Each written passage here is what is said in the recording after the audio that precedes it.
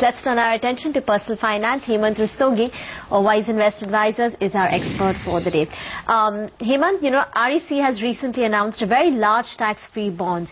So, would you recommend, advising your clients to invest in RECs, particularly in, context that equity markets have started seeing a bit of a revival.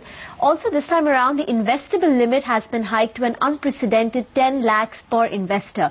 So, how much investment is advisable, and what kind of yield are you expecting, given that these bonds will be listed as well? I think let me just begin by clarifying that only the interest earned from these bonds is tax-free, and there is no tax exemption on the investment amount. But I believe that these bonds actually provide a good opportunity for investors to lock in their money for longer period. There are two options of 10-year and 15-year bond, and these are safe bonds. These are AAA rated bonds issued by REC, which is a Government of India owned corporation.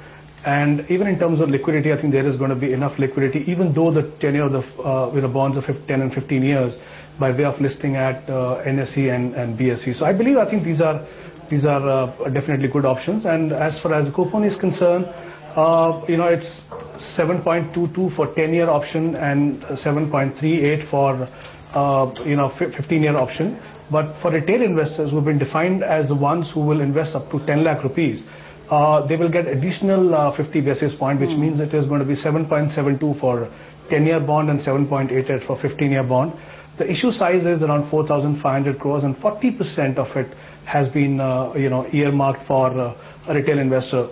The minimum investment is 5,000 rupees, which is 5 bonds, and thereafter in multiple of 1,000. As I mentioned earlier, I think in terms of liquidity, I think there is going to be ample liquidity by way of listing. I think the major attraction for investor here is the tax-free status of the dividend. Okay. Now, what typically happens is, if we take an example of someone who is in 30% bracket, the pre-tax return comes to around 11.25. Now, it's very hard to find an option where one is assured of getting around 11% plus pre-tax return over a 10 to 15 year period, and that too in an option where, like I mentioned, these are issued by government-owned organization, which money is safe. In terms of allocation, I would say that I think investors need to be a little careful there. I believe that they should only be, putting that money which is earmarked for their debt portfolio, especially the one which can be kept aside for long term. I don't think it will be a great idea to, think of taking money out of their equity portfolio or money which is earmarked for equity portfolio to invest in this, because I strongly believe that over a period of 10 to 15 years, equity can definitely give better return. There is something called asset allocation, so I think there is a place for every asset class in the portfolio. So out of the debt portfolio, I think especially the money which can be kept aside for longer period, these are pretty good options. Okay, got it. Hemant, there are two more supplementaries from me. One, is there a ceiling on the amount of dividend that will be tax-free? Because, we are going to get a lot of tax-free bonds in January if you go by the usual form. Remember last time we got such a killer NHAI bond in January. So, if there is a cap on how much of your dividend can be tax-free, should we wait for other bonds as well and not exhaust the limit now? Secondly, what is your sense in terms of how much of your portfolio should be earmarked for such within the fixed income money that you have set aside?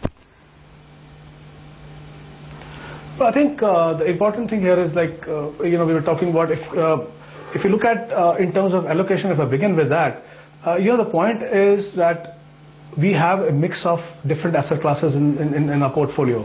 So any money which one has to keep in the debt portfolio over a longer period, I think these bonds definitely have a role to play, because as I mentioned earlier, not only the money is safe, the returns is fixed, tax efficient, and so pre-tax is quite high. I think that allocation should definitely go there. And I don't think there is any limit in terms of how much of dividend interest is going to be tax-free. Okay. In fact, from now on till 31st of March, we're going to see 10 government-owned organizations coming out with these bonds worth 53,500 crore. So I think there are going to be ample opportunity for investors to invest. But only important point is, as we expect the interest rate to go down, the further issue that will come in the marketplace maybe after a month or so or during that period may not offer the kind of return REC is offering. So and also because in this issue, the allotment is going to be on first come first served basis. So I believe that anyone who is intending to invest in this should not delay that. Got it. How liquid are they? They say that they'll be listed and market making, but I guess only listed, not market making. Can you usually take out money? Yes, I think these bonds definitely, I think there is going to be demand even in the secondary market, especially keeping one fact in mind that if the interest rate go down from these levels, which they are most likely, then there will definitely be a demand for these bonds in the secondary market. All right, so you're not terribly locked in.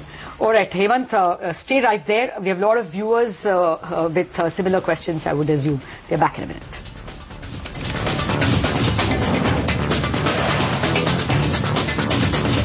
We have a viewer waiting by for some questions on the REC and other bond issues. Shamal Das Gupta joins us from Indore.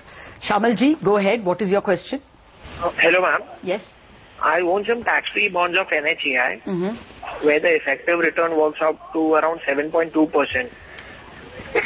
Sorry. Yes. Would it make sense for me to sell this bonds and reinvest in REC primary issue?